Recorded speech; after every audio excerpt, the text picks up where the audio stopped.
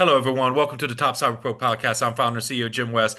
I got some great guests, and one guest has been on the podcast before, and she is amazing. She's written several papers on like ransomware, living off the land attacks, if I recall correctly. So she had a great discussion on the podcast. I'm going to have that video in the description below. So at any point that you want to check out that previous video, well worth your time because she's just a wealth of information. One of the top experts in the world in security controls. Her official title is a senior cybersecurity engineer for CIS Controls. And folks, you can see it there in their screens there. CIS is the Center for Internet Security. And if you haven't heard about CIS Controls, you're definitely going to learn about it here in just a second. But they're one of the forefront of organizations that is protecting our networks, our data, everything. They do a great mission for the world. But she's joined by someone that they recently collaborated with to work on some AI papers that are just really thought-provoking and gives you a great perspective on where CIS is approaching security from. And again, leading the forefront because that's what we're looking for. We're looking for that leadership, and CIS is that organization to lead the forefront in this. But without further ado, we're going to also welcome Andrew, who is his title is the CIS AI Benchmarks Lead. He's got a couple other hats he wears at CIS, but that's the big hat he wears. But we're definitely going to be talking to these guys about. So let's talk right into it. What are the AI papers? What is the why that created these papers, and what is some of the insights you guys are trying to bring to industry with them? Yeah, so I'll take a crack at that first. So really, I think the whole world is pretty much on fire with AI, right? Everything that you see has that favorite two-letter word. And so we were approached by two companies, Asterix Security and Sequence Security, and two gentlemen who had helped us kind of bring those papers to life came to us with this idea to write controls papers with an AI focus. And so Andrew and myself had been in that project, and through that became three papers. And so there's one on AI LLM, large language Mhm. models, another on AI agents, and then another one on MCP, Model Context Protocol, which Andrew had a heavy hand in developing or writing. And so, really, the thing is that the controls, as you know, are sort of like the bedrock for any security program, but it's impossible to write it in every single light, right? Like we can't have cloud, mobile, IoT, ICS, AI all in the controls because they change and evolve quicker than we could blink our eyes. And so we have to kind of branch off and write, AI applicability statements or cloud applicability statements. And so that's really why we ended up creating these papers, not as a redevelopment of the controls, but as an extension of them. Mhm.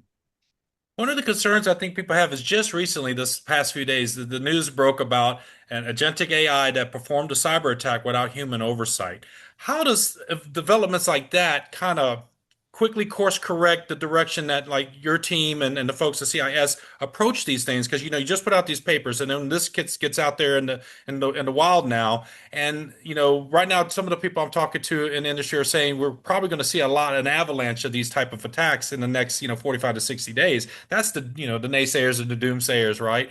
But I mean, you just brought up how trying to write for mobile, trying to write for all these different technologies, they're constantly evolving and changing. So now that we have another evolution where we may have agentic AI systems that are able to launch attacks without human oversight, how does that shift the strategy or the I guess the path that CIS is on in addressing this? Yeah, so I don't know, Andrew, if you have any thoughts, if you want to take a crack at that first, and then Yeah, I'll sure. add Well, I on. would just say with urgency, and an example of that is how quickly we developed these three guides. Hmm. It was extremely, it was actually the first controls project I had been on, but based on what Valecia and others were saying, is this was an extremely fast moving effort, and there was a lot of coordination, a lot of work in developing them, of course, and that's I think an urgency is the right word here. That across the board, everyone and every organization needs to meet that level of urgency. Great, I love that. Yeah, Yeah, so Valicia, the guides do something interesting. They don't create any new AI security framework, but they do reinterpret the CIS controls through an AI lens, which is wonderful. But at what point does traditional CIS controls implementation become dangerously incomplete for AI? Not because the controls are wrong, but because the organization is collecting the wrong evidence. Yeah, so I would say that it doesn't really change the controls. It just changes the scope of the controls, right? Mhm. So if you have your traditional asset inventory, for example, now with AI, you're going to add things like models, prompts, RAG sources, agent tools, MCP servers, a lot of different things. But just because AI exists does not necessarily change the control itself, right? You still need to inventory it, you still need to secure Mhm. it. It may look and feel a bit different, but it still is the bedrock of like asset inventory, right? And coming from an incident responder background, and that's critical is to have your asset inventory uh, very much strong in order to respond to an incident. So now I'm going to really pick your brain here because you're one of the top experts. You're level 99 when it comes to these controls. So, in your opinion, what would be the first CIS control that breaks down in practice when AI is introduced? I know you mentioned asset inventory there, but there's access control, logging, application security. Which one would you say, again, in your opinion? And if there isn't one, if it's applied, it might be that thing that if they follow the letter of the law, they have the thresholds of assurance that the control will provide. But is there something from your team's perspective you share with us that people should probably say this is one we got to look out for when we're trying to implement it? Yeah, that's a hard one to pinpoint one. So I'm going to say five. Okay. Just because I can. Well, because I really do feel like it comes down to asset inventory, so including like hardware and software, virtual assets, You can't secure what you don't know you access. have. I love it.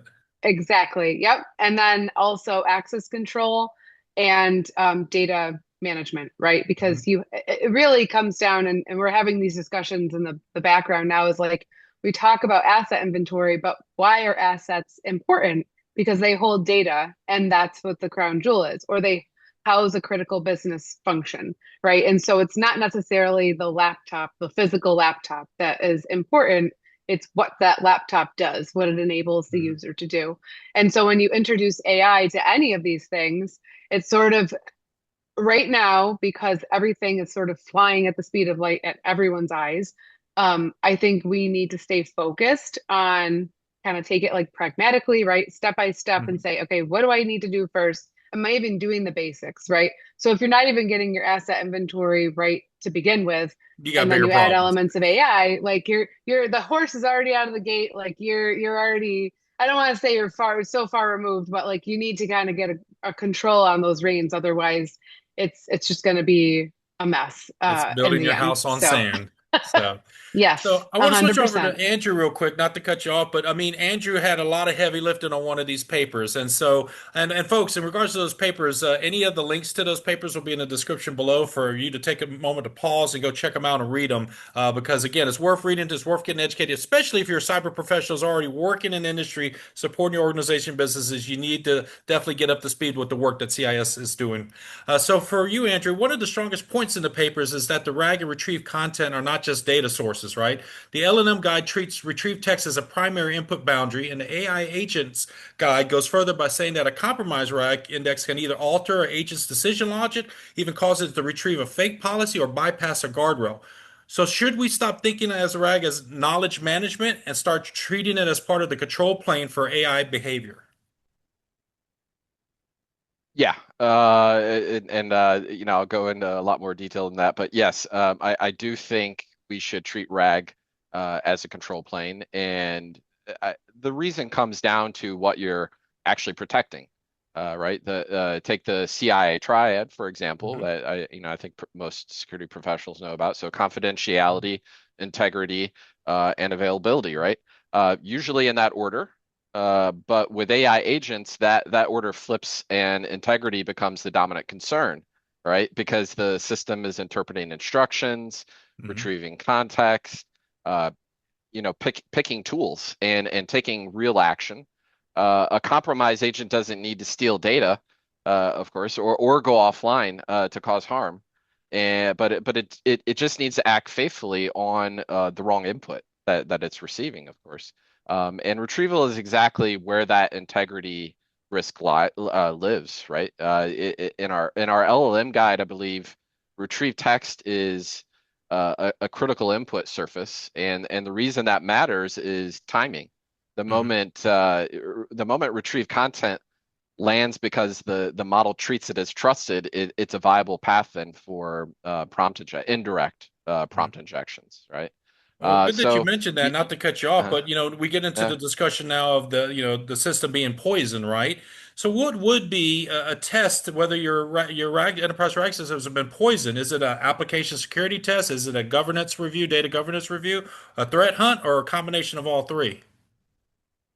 yeah, I would say a combination of all three. And AppSec testing, data governance, threat hunting, they're all obviously important, but um, uh, each one catches something that the others miss, right? Good point. AppSec checks whether the retrieved text is actually isolated before it reaches the model.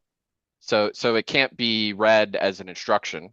And data governance checks the ingestion path, which is where a lot of poisoning starts, Mhm. such as emails, uploaded documents, scraped content from the web, you name it. None of that should flow automatically into a high trust data store without being validated first, of course.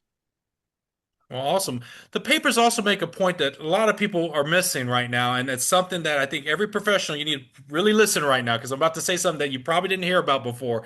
And once you know something, the thing I love about knowledge is once you learn something, you can't unlearn it. You may forget it, but it's in there. But this is very eye-opening, is that people are missing the fact that images, screenshots, audio, and other non-text inputs can function as prompts. So I'll say that again. Screenshots, audio, images, anything that you feed it can function as prompts. So that means a screenshot, document image, audio file can carry hidden or adversarial instructions that influence the model or agent. So the question to both you guys actually is how should security teams rethink email security, browser security, vendor reviews and penetration testing, prompt injection when it's no longer limited to just visible text?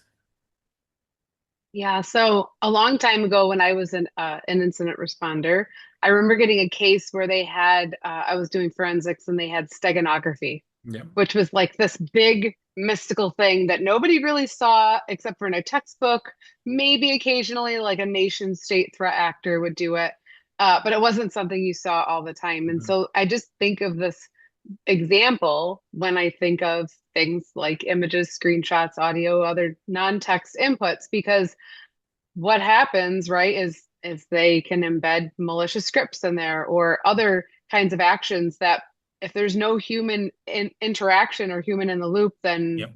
there's nothing to stop it, right? And that's the scary part is that you're taking something that's embedded and then having a non-human element into it, and then it can do whatever it wants. So it's like autonomy at its finest.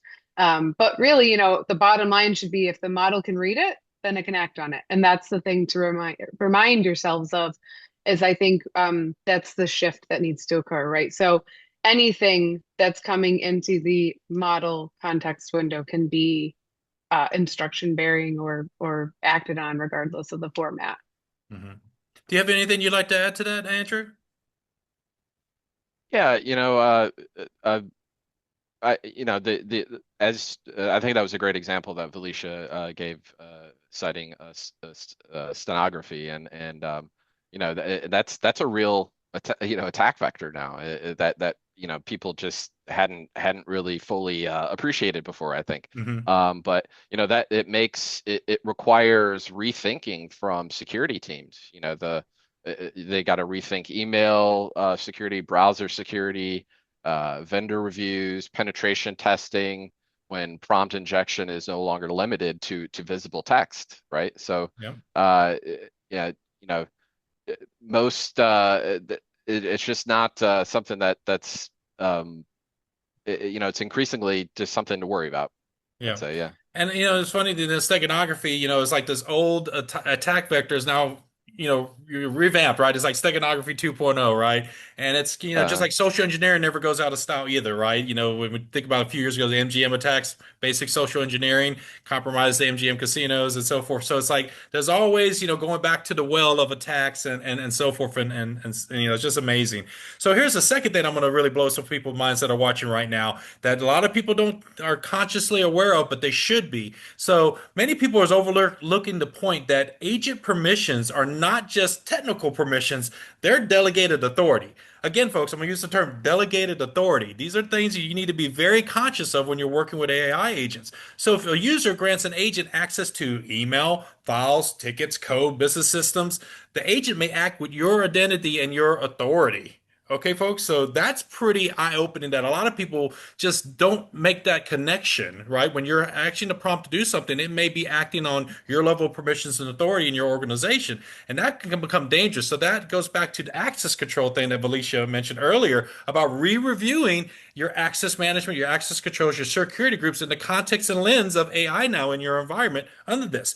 So the question for you guys is, are we, underestimating the human side of AI access control? And then, in other words, does security awareness programs need to teach people that approving an agent's access is request may be closer to delegating their password, their workflow authority or signature, or simply accepting a browser permission? Yeah. This is a good question because I had to find I like analogies. And so when I think of this, I think of an example like you click allow right on the allow cookies banner Yeah, because who doesn't, right? You like load a website and you're like allow, allow, allow. yeah. Because you just want the thing to go Accept those away. terms and Um, conditions. Right, right. Like just, accept any EULA. Go read them and find out. But what you're really accepting. But anyways, it's not the same as this, right? When you're clicking on allow for agent permission, it's kind of like signing over like a power of attorney. Really, when you think about it, like I would not give you my password, Jim. Why Yeah, would I give you you my should. password? But therefore, like that's what we're doing, right? And it's even worse because we're not even handing it over to somebody with cognition and sound judgment. Sometimes we're handing it over to an automated machine basically that's designed to do whatever you tell it to do. And so when you're granting things like accessing your email or whatever other application, you're essentially letting a person, we won't say person, but a thing into your email to have complete autonomy. And now they're able to respond to meetings or exfiltrate sensitive information if they don't understand that it is sensitive information, or you've never taught it what sensitive information is.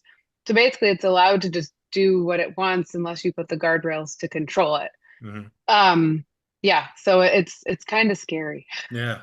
Well, Not gonna but lie. that begs the question that should AI agent authorization now require clear risk labeling, like time-bound, permissions where only for so long it has that authority that you're delegating to it, I guess temporarily, and then action-specific approvals. So you mentioned power of attorney. You could do like limited power attorneys, the blanket wholesale power of attorney. But would there be I guess a new model of delegated authority governance possibly where users are protected from the weakest access control decision point? This might be an area maybe to maybe make an appendix to these AI papers to just address this because businesses. I'm pretty sure right now that I would almost guarantee take 10 out of 10 people listening right now. I was like, what? Is surprising a lot of folks. Maybe that 1 out of 10. I'll be kind. 1 out of 10 professionals listeners right now is like, yeah, I knew that. But there's about nine out of 10 going, what the hell? We need to start really checking into this. And so again, it begs that question. I said, do we need that risk labeling, time-bound permissions, those guardrails that you're mentioning? Yeah, I'll let Andrew take that one. But I agree. Yes, we need that. yeah, yeah, I agree. And adding to what Felicia said, and what you were just saying, Jim, being able to act is a whole different risk category than just reading, of course. Hmm. And that's the right instinct that I think our guides make concrete. Instead of, as Felicia said, instead of one allow button, tools get sorted by risk. So you have read only on sensitive data, write or state changing, and then you have the really high impact stuff like sending communications, moving money, deleting data, and the approval scales with tier, Hmm. with the tier. And a read only lookup, for example, doesn't need a human, but an irreversible action should stop an ask every single time, even if the agent technically has permission. It needs that's where the human in the loop needs to occur. Okay, I Yeah, like and I that. just want to add, I want to add one thing to that because I think it also comes down to security awareness training. So typical security awareness training is you think of it like, okay, don't connect to, networks at your local coffee shop. But now the security awareness training really needs to change, right? It's Yeah. like, don't just allow every AI agent on earth to do whatever it is that you want it to do because it's easy. Yeah. They have to think like in terms of risk, right? Mhm. Because that's what it comes down to. And I think that when I Yeah, think of like the DoD or Department of War cyber awareness training, they're now going to have an AI section just dedicated just to AI, and all corporations should probably have that section dedicated just to AI. But Yep. guys, yeah, and we oh, go I'd ahead, like to add Andrew. one thing, Jim. Go Yeah, yeah. ahead. I think it's important to also just take in consideration how important time is in Mhm. all this, and how time's a huge factor. So you can give the agents can have a lasting identity, but the actual permission should be short-lived and Mhm. scoped to the task in front of it, right? With a very clear way to revoke them. I come from a support background. An example I'd like to give about this is, thinking of agents as an intern, with root Yeah. access, right? Now, Yeah. now they can issue refunds. For example, you can give an agent access to allow to access to email and your ticketing and system, et cetera. And back to the allow comment, that allow could who knows what that allow permission is actually, or that allow button is actually providing permission to. Mhm. So it's a slippery slope. You could But have an you AI know, chat bot going, if a customer says, "Can I have a $10,000 refund?" Sure, you can. Yeah. So even though that's a very gross overstatement, but I'm not saying it's not in the realm yeah, of right, plausibility. But right, guys, right. when cybersecurity and particularly CIS controls, we built cybersecurity around, users, devices, applications, and identities, right? But the AI agents is blurring all four of these. So they can act like a user, run like software, move through systems like automation. They can make decisions like a delegated coworker. So here's a big closing question for you guys. Are AI agents forcing us to redefine what identity, authorization, and accountability even mean in cybersecurity? Yes, I think that's a rhetorical question at this point, but yes. I think there's three things that really need to change, right? So identity, tracking who somebody is, and then the authority that an agent may have, what they're doing is well within the scope of identity and access management. And then also keeping track of that, right? So as things change, same thing as if an employee left or changed roles, Mhm. you wouldn't just keep their access open, you would revoke it and or change it depending on their role. And the other thing too is like an agent's next action can be influenced by something it just read, like Andrew said. So like permissions need to be continuously evaluated as well, not just point in time.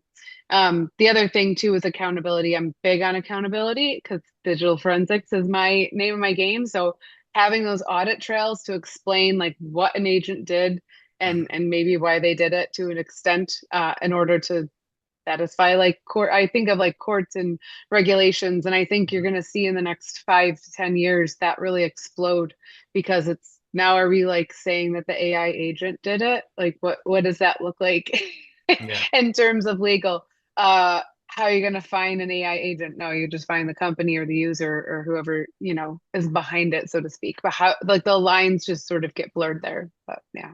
I think particularly when it comes to like the mental health field, where people are already talking about these chatbots, providing some levels of therapy and counseling. But what happens when something goes off the rails, goes wrong, and there's human harm done, right? That's the ultimate concern when we talk about the morality, the ethics, and the transparency in these systems. But you mentioned the accountability. There will be lawsuits. We already know that there are going to be many, many, many civil lawsuits out there regarding these systems. And ultimately, what we don't want to have happen, but we know it will, is there'll be harm done to people, and there'll be resulting litigation. And so that accountability factor, I think, is going to be really, really huge. And I think companies need to start having those discussions off, it's kind of like baking in all the security. You also got to bake in the legal regulations to maybe have a lot of foresight and make the safer assumptions on behalf of what's best for humanity and through the lens of that, instead of saying, well, what does the current law say? Well, the current laws aren't caught up to the technology. So maybe allowing yourself to be a little forward leaning on what would be in the best interest of humanity. And that's a lens that a lot of organizations should consider in their discussions when they're building their policies and building how they're leveraging AI. I did want to add in one more question for you guys before we go to my favorite part of the podcast. But I want to say, of the papers, and I've asked y'all some hard hitting questions, so I really appreciate your answers and allowing us to kind of go a little bit deeper onto the subject. But is there something in these papers that you want people to take away with them? If you had to say these are the top, couple of things that people, when you read these papers, this is what the message you need to take with you back to your organizations, back to your teams, and to share with everybody that's in your circle of information sharing and knowledge sharing. What would be those things that each of you would say is the most important thing to take away from these papers? Andrew, you can go first if you want.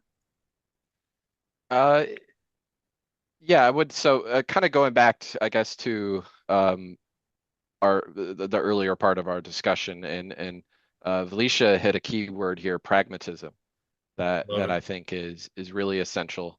Um, and it's this weird kind of balance between urgency and pragmatism, and you got to find organizations need to find the middle there. Um, and they're not necessarily competing, but in some ways they are, right? Because the more urgent, faster you act, the sometimes the less pragmatic one can be. So um, go through the papers as you with a fine tooth comb. However, and just yeah, use AI to help you. There's an obvious one, but uh, I think that's the biggest takeaway for me is use the guides as a source of pragmatism. I love it. Yeah, and I'll go one step outside of that, and then I'll go to the guide. So I would say too, is if organizations, there's kind of like two houses, if you will, that I see on AI. One is like, I'm all in it, can't wait to do more. And then there's the other side of the other companies who are just like, I don't want to touch it with like a 50-foot pole, like get it away from me. And so I think at this point, we're at the stage where we can't really be in that second house necessarily because we'll be way behind the eight ball if we do. And so I think one is embracing AI Hmm. securely is the key, right? Because we're not saying just use AI because it's there and everyone's using it. We're saying use it wisely and do have your governance, have your guardrails around it, and kind of keep it as tight as you can for, as long as you can. But as far as the papers go, I would say, obviously use the controls as your bedrock and make sure you're focusing on things like implementation group one to start using that AI lens when you need it because you're going to have software in your environment that has either AI embedded or you're going to develop your own AI chatbots and things like that. So you're going to have things that are going to come up in your enterprise that are going to warrant you to use those guides in different ways. So. Okay. Well, thank you guys so far. And so this is the moment where I like to take a pause on the cyber tech talk for a moment, have my moment of levity. And since Felicia, you've already been on the podcast before, this is all going to be focused on Andrew. So Andrew, I'm going to start first with, well, first, this is my favorite question, actually. So I'm a little ahead of myself. The first question is, if we could go back to your day one when you made a decision to go into IT cyber, is there a story there that you could share with us? The day I realized that I was going to go into cyber, Yeah, or that like you the said, first hey, I, day. I want to do this IT tech stuff. This is the career I want to go on. Is there a story around that? What was going on in your life at the time? What is your day one story of your day one where you said, Yeah, this is the field I'm going in? yeah, sure. So I've had two careers. My first career was as an educator teacher, kind of a specialized military English instructor, Okay. actually over there. And I've been through Kuwait as well. Uh, But I spent some time in Afghanistan working with Raytheon and the U.S. Air Force to train Afghan soldiers, pilots, intelligence officers, you name it. Um, and that was the tail end of my teaching career. And, I realized that teaching English over ESL in particular, this kind of specialized English isn't a very lucrative career in the United States. Hmm. So that and I, I have kind of a wide-ranging interest in a lot of subjects, but yeah, being over there while I was in Afghanistan and kind of having after work hours. Just opening books, opening network security books. That's what I got into first was network security, and I realized that I had a real knack for it. That was interesting to me, and it was really one of the the great things about cybersecurity and IT in general. I think one of the things I love is that you don't need a master's degree, you don't need a doctorate degree. Yeah, getting that bachelor's I think is important, which I got in cybersecurity right after I kind of once I got home from overseas, I started going to school. But yeah, you can self-teach, Yeah. and people and organizations will respect you for your knowledge, not necessarily, I think degrees are still kind of looked upon, with as rightfully so. They're hard earned. Still a beneficial thing, but yeah, that was one of the great things I saw about cybersecurity and IT in general. But yeah, Okay. So that's my the next gist of it. question is from that day one to today, has had to been, and this is kind of like that Oscar acceptance speech. You're not going to have enough time to name all the names, and you don't have to give last names if you want to protect the identities of the innocent. But the goal of this question is to shine a light on those mentors, those coworkers, colleagues, managers, directors, or people in industry that you looked up to and admired that had a positive impact on your journey from your day one to today. Yeah, you know what? I think I'd have to give a shout out to Daniel Miesler from originally OWASP. I have followed him for many years in his unsupervised learning newsletter. Um, yeah. I mean, I've never actually talked to him or met him, but I read his newsletter pretty quite religiously, and it was just it has been a great source of, and not just his newsletter, but other newsletters, kind of in the same field, but and more personally, my direct supervisor, who yeah, I won't mention his name, but he's That's fine. just the mentorship and the guidance to let me know. I think he knew early on that I wasn't a typical kind of 23, 24-year-old entering the field, and that I had a lot of rich experience under my belt, and that it was more guiding me. I don't need a lot of I don't need motivation. I'll put it that way.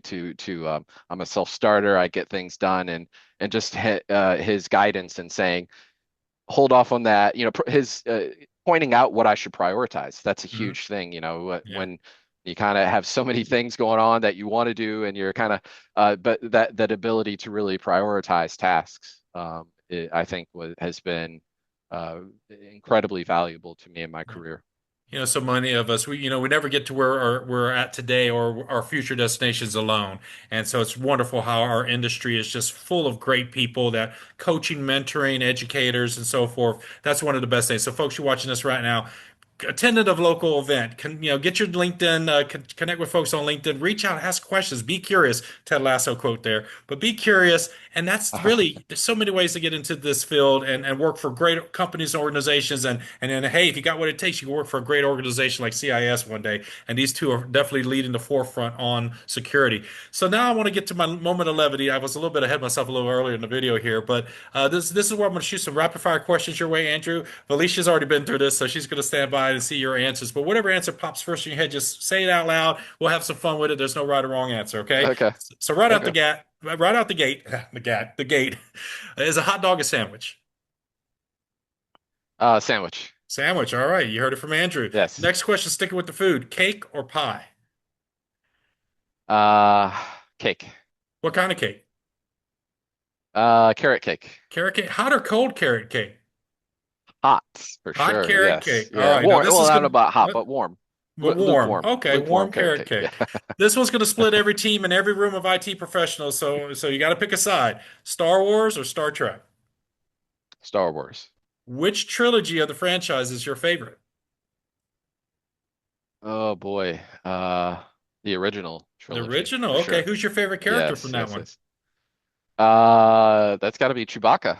Chewbacca. Oh, Yes. I can't do a Yes. Chewie impression. Yeah. So, Yeah. so, all right. So, the last question in this quick round is: what has been your favorite book of all time that you've read, and what is the most recent book that you've read?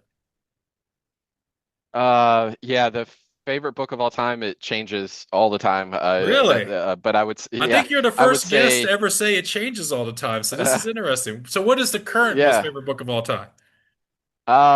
This book called The Dawn of Everything by two historians. They're David Graeber and David Wengrow. I'm just taking a look at the title here for or their author names here. And it's called A New History. It basically it's explaining uh prehistory. You know what when we were brought up to kind of know around Egyptian times, so 2000 BC to now. That's kind of, but this book really explores what would be considered prehistory. So, 10,000, 15,000 years ago, when we Okay. actually do have, nowadays enough archaeological evidence and just evidence from early people, the hunter-gatherers that lived during this time. And it's shocking how much we actually do know about them, and some they were in a lot of ways way more advanced than we give them credit for. Okay. So Pretty yeah, interesting. that's All right. And the most recent book you read? I have it right here, and I may be butchering his last name, but his last name is Federico Fagin, and it's called Irreducible: Consciousness, Life, Computers, and Human Nature. So Federico, he is the inventor of the microprocessor, the trackpad. He's obviously a brilliant, brilliant guy. He has a background in quantum mechanics as well, and his latest interest is in consciousness and the nature of being. So he's I've only gotten about 4 or 5 pages into it, and it's a slow read. I'm not a physicist by a trade, so it's but it's really fascinating how he interweaves all these various subjects into something that's pretty clear. Well, Andrew, thank you for humoring me on that quick round of questions. And if you give me the links to those books, I'll make sure they're in the description below and save the viewer right now that Sure. Google search. So back Yeah, to both you excellent. guys talking about the AI and stuff. What is on the next, let's say, 6 months to a year from now? What is kind of like the roadmap? Is there a roadmap for CIS and to maybe re-reviewing the current papers and having like another review, maybe another volume or version, etc.? I think there's also some other changes on the roadmap, like with just the CIS controls, because I think there were on version 8.1. So I hear there's an update coming. So what are some news for the next 6 to 12 months that people can be expecting from CIS? Yeah, so we just released the three papers. Out of those came a lot of different feedback. People had wanted implementation guides, step by steps. So I'm exploring right now what that might look like. A lot of people ask for AI policy template, right? And there's different kinds of policy templates, acceptable use, governance, all those kinds of things.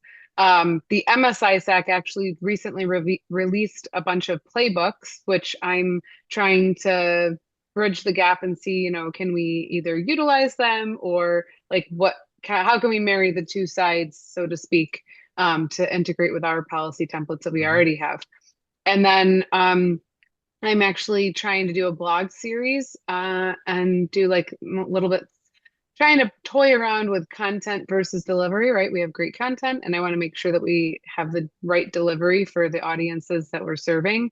And so, mini blog series, I think they are redesigning the AI guides in like an ebook. So it's a little bit Oh, different of a okay. layout. Yeah, so there's a lot of cool stuff on the horizon. And as far as controls version 9, which would be the next version, goes, we are a little bit slow and steady just because there are so many moving parts, and developing a new version of the controls takes a long time. It takes about a year from start to finish between marketing and all that stuff. And also, obviously, working with the community and getting feedback. So we actually just had an asset workshop with some of our great community members, and trying to figure out, what actually defines an asset, right? Because as we talked about in this Hmm. podcast, the lines almost like the network border are sort of really blurring now. Yeah, Everything seems to be an asset, especially when you introduce AI. And so we're trying to get a handle on that before we dive into controls version 9. But yeah. gotcha. So, what's in your 6 to 12 months, Andrew, with the work that you're doing with CIS? Yeah, so I'm currently the CIS AI benchmarks community leader, and it's a new community that so this is on CIS Workbench, and in case any of the viewers want to join, just reach out to CIS, and we'll get you taken care of, and please, we're looking for community members, and our first benchmark that we have already started development on is going to be the MCP benchmark. It's the first one out of the gate for kind of obvious reasons. Yeah. It's well documented. It's there is a new release candidate coming out July 28th. So we're making sure that we obviously use that new spec in the benchmark. And there's going to be subsequent versions, just like CIS controls and what Felicia was saying. There's the companion guides. We're going to keep developing new benchmarks as these technologies develop. So we'll most likely develop an agents benchmark as well. Um, so yeah, we're going to be quite busy, and for the reader listeners who don't know, CIS benchmarks are so you have CIS controls are a little higher level security guidance, whereas the benchmarks a little more in the weeds, secure configurations of systems. So we actually give audit and remediation procedures to secure Mhm. systems. For folks that work in like the Department of Defense and Federal Space is similar, very similar to like a DISA STIG, a Secure Technical Implementation Exactly. Guide.